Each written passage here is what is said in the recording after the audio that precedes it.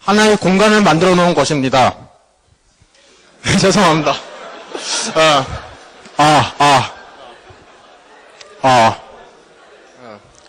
근데 이제 하나의 공간을 만들어 놓았는데, 이상하게 개발 초보자인 저는 사용하기가 너무 힘듭니다.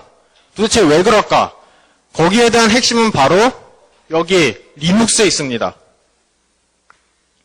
기트는 리눅스를 위해 존재하고, 그리고 기트 허브도 마찬가지로 리눅스 사용자를 중심으로 만들어졌기 때문에 저희와 같은 개발 초보자는 쓰기가 힘들었던 것입니다. 기트 허브는 정보 교류가 핵심이지만 리눅스 콘솔이 명령어는 뛰어나게 발달되어 있고, 반대로 UI는 리눅스 콘솔이 명령어를 따라가지 못하고 있습니다. 두 번째로는 리눅스 커널 같은 경우는 굉장히 광범위한 프로젝트입니다. 즉 뭐냐면은 큰 프로젝트를 저장하고 갱신하는 데는 기트허브가 유용하지만, 만약에 한 저장소에서 작은 프로젝트 여러 개를 나누는 작은 프로젝트를 정보를 보관하고 갱신하는 데는 굉장히 사용하기가 힘들게 되어 있습니다. 이제 개발 초보자가 한번 저장소를 생성하는 과정을 보여드리도록 하겠습니다. 이제 개발 초보자는 이제 레파지토리를 이제 클릭을 하게 되면은 이제 이처럼 이름을 사용하게 됩니다. 근데 여기서 가장 잊지 말아야 될 사실은 뭐냐면은 init이라는 초기화를 자동 설정을 해줘야만 레파지토리 저장소를 정확하게 사용할 수가 있습니다. 만약에 init 초기화를 사용하지 못하게 된다라면은 이 저장소는 파일이 입력이 되거나 출력이 되지 못합니다.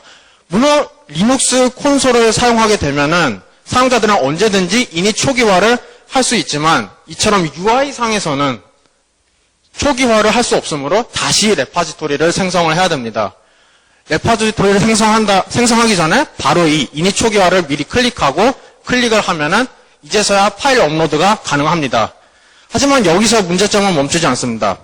바로 애플리케이션, 기트허브 전용 애플리케이션을 PC에 설치를 하거나 아니면은 자바와 연동되고 있는 SVN 어플리케이션을 설치하지 않는 이상 콘솔 창만큼 기트허브를 자유자재로 사용하는 것이 불가능합니다.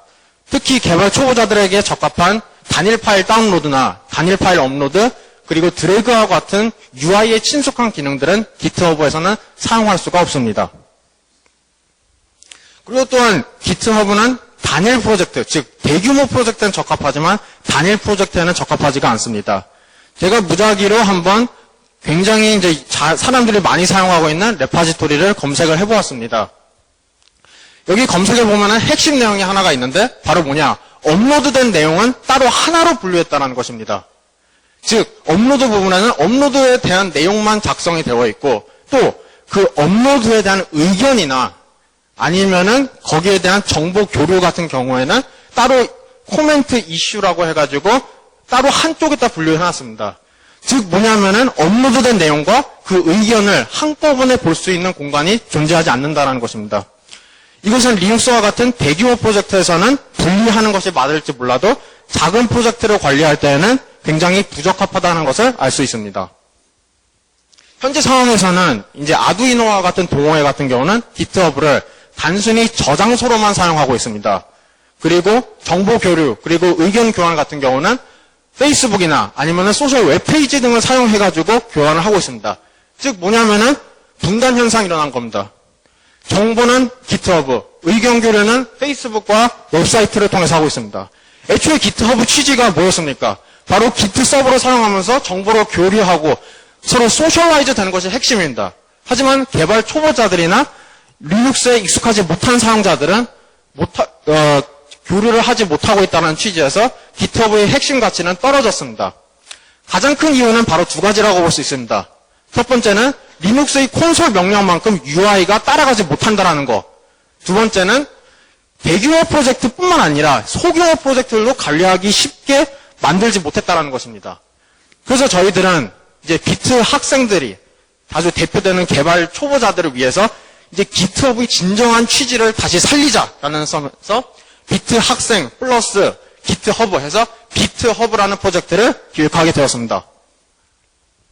기트 기능들을 적절하게 사용하기 위해서 저희들은 바로 eGit, JGit라는 API를 사용했습니다.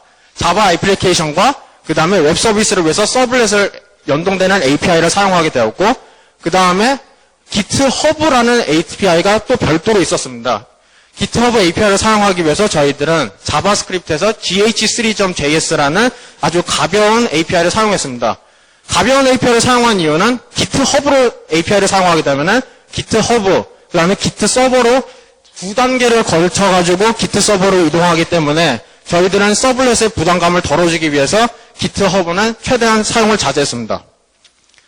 그 다음에 이제 프로젝트를, 큰 프로젝트도 있지만 작은 프로젝트, 이 모든 종류의 프로젝트들을 공유를 해야 됩니다.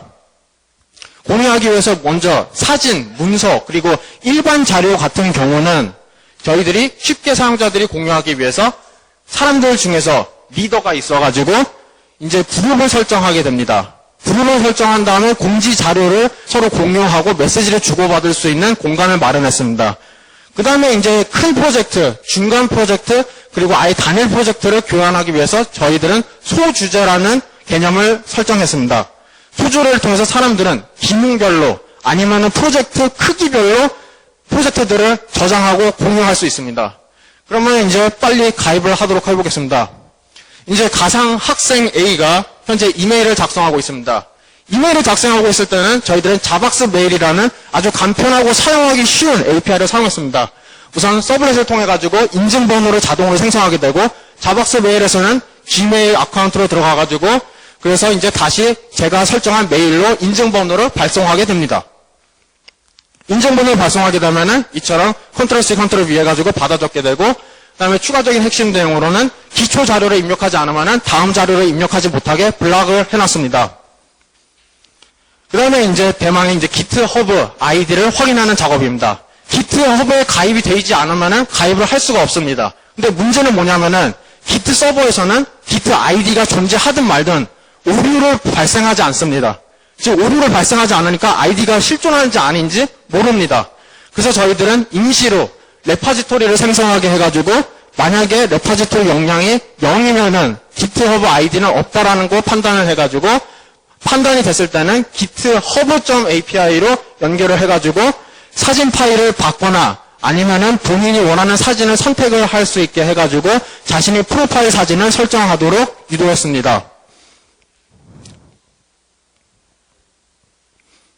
이제 사진 파일을 업로드되게 되면은 이제 사용자는 이름이랑 그 다음에 휴대폰 전화번호를 입력하게 되고 휴대폰 전화번호는 이제 특이사항으로 이제 암호를 분실했을 경우에 이제 cool SMS라는 API를 사용해가지고 문자를 통해서 변경된 암호를 다시 되돌려 받게 됩니다. 여기 보시는 바와 같이 아이디가 정상적으로 입력되었다면은 초록색 글씨로 상단에 일치하는 아이디라고 뜨게 됩니다. 이제 강사님께서는 이제 저희 GitHub의 엄청난 잠재성을 파악하시고 이제 학생한테 사용하도록 이제 강요를 하게 됩니다. 이제 학생 A가 강사님이 시킵니다. 바로 이 놀라운 GitHub를 사용해가지고 자바 고급반을 위해서 하나의 그룹을 만들어라. 그래서 내가 앞으로 이 스프링에 대한 전반적인 구조는 여기다가 업데이트를 시키겠다. 두 번째로 내가 매주 너희들한테 주는 과제들을 서로 공유하고 나한테 질문할 수 있는 소셜 공간을 만들어라. 즉 뭐냐면은 자바 고급반 그룹을 대규모 프로젝트, 리눅스와 같은 대규모 프로젝트를 저장하는 하나의 상징이 되고 지금 과제 질문은 한 레퍼지토리에 작은 파일들이 여러 개가 나열되어 있는 작은 프로젝트들을 관리하는 그룹이 된 것입니다. 그러면 이제 학생 A는 강사님의 말을 따라서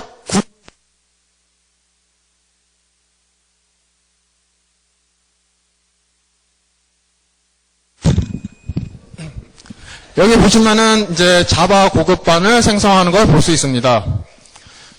그 다음에 이제 과제 질문을 위해서 또 하나의 그룹을 생성을 했습니다.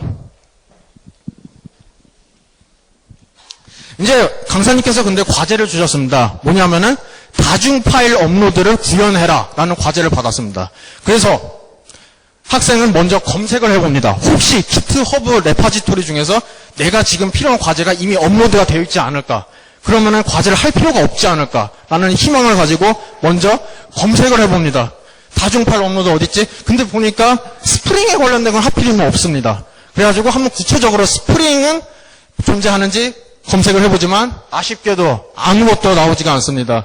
이제 절망에 휩싸인 학생 A는 이제 비트 학원에서 좀 열심히 하고 있는 학생 아이디를 하나를 알고 있는데 혹시 그 아이디를 검색을 하면은 이제 강사님이 과제를 미리 해가지고 업로드를 하지 않았을까라는 막연한 희망을 품고 이제 바로 학생 A는 열심히 하는 학생이 GitHub 아이디 사용자를 클릭을 합니다. 근데 이상하게 저장수만 250개가 넘고 팔로워는 한 명밖에 없는 걸 보고 그리고 내용도 별로 없는 걸 보니까 이제 얻을 것이 아무것도 없습니다. 그러니까 이제는 과제를 직접 할 수밖에 없습니다. 이제 자료 공유를 하도록 이제 사용자들을 가입을 시켜보도록 합니다. 이제 관리자 페이지로 들어가게 되면은 사용자들을 가입시킬 수 있습니다.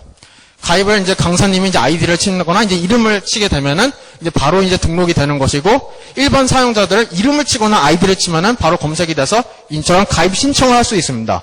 물론 반대로 관리자가 아니라 사용자들이 가입 요청을 통해 가지고 가입을 시킬 수도 있습니다.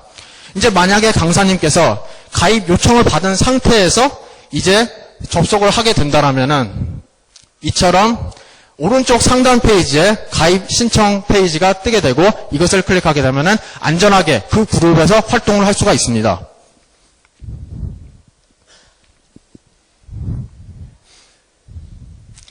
이제 그룹을 이제 제대로 생성을 했으니 이제 소주제를 만들 필요가 있습니다. 사람들이 이제 제대로 사용을 할 수 있는지.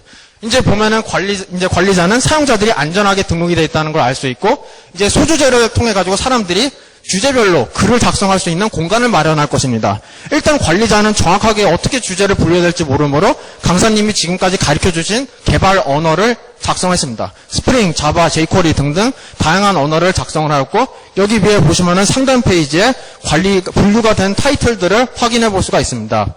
여기 있는 타이틀들은 특이사항으로 거기에 있는 내용들이나 아니면 자료들을 언제든지 삭제하거나 거기 안에 있는 내용들을 옮길 수 있는 기능을 가지고 있습니다.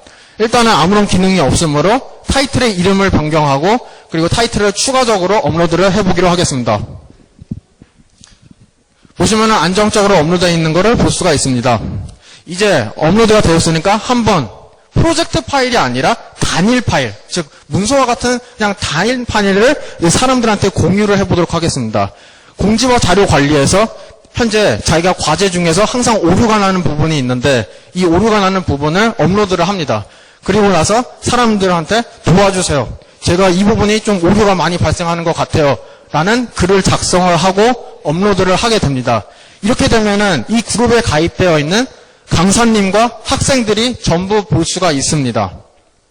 근데 이제 사실은 학생들이 보기는 원하지 않습니다. 학생 A는 사실 강사님이 대답해 주는 게 가장 정확한 답이라는 걸 알고 있기 때문입니다. 그래서 강사님한테 은밀하게 메시지를 보냅니다. 강사님, 사실 제가 업로드를 했어요. 빨리 봐주세요. 시간이 없습니다. 이렇게 글을 올리게 됩니다. 이제 너그러우신 강사님께서는 항상 학생들을 관리하시므로 보면은 오른쪽